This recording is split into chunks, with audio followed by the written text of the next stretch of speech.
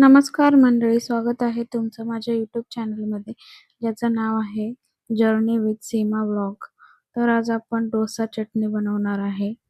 तर चटणी बनवण्यासाठी पहिले तर आपण खोबरं, अद्रक, लसूण आणि मिरची, कोथिंबीर टाकून, थोडेसे जिरे टाकून ते आपण मिक्सरला एकदम बारीक करून घेऊ. त्याच्यानंतर आपण कढई ठेवू गॅसवरती आणि थोडंसं तेल टाकायचं. तेल टाकले गरम झाल्यानंतर त्यात थोडीशी मोहरी, जिरे टाकायचे. ते तडतडले की थोडंसं हिंग टाकायचं.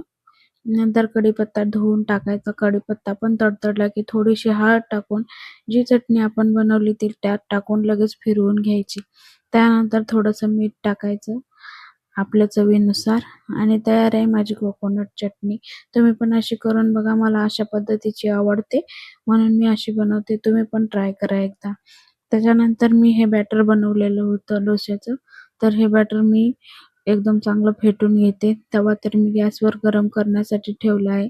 तर त्याला थोडंसं तेल लावून त्याच्यावर थोडे छोटे-छोटे डोसे पहिले बनवून घेते. कारण पहिले 2-3 डोसे तर तुटतातच आणि छोटे डोसे केलेले कुरकुरीत पण होतात. त्याच्यामुळे कुरकुरीत डोसा मला जास्त आवडतो. त्यामुळं मी हा अशा प्रकारे बनवते. तर बघा कसा लालसर कलर आलाय. चारी बाजूने असं त्याला काढल्यानंतर किती छान कलर दिसतोय त्याचा. तर कुरकुरीत डोसा माझा तयार आहे. तुम्ही पण ट्राय करून बघा. अशी चटणी तुम्हाला आवडते का?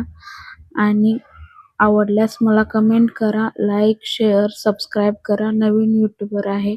कोणती चुकी झाली असेल तर प्लीज थोडंसं समजून घ्या आणि थँक यू. माझा पूर्ण व्हिडिओ बघितल्याबद्दल धन्यवाद.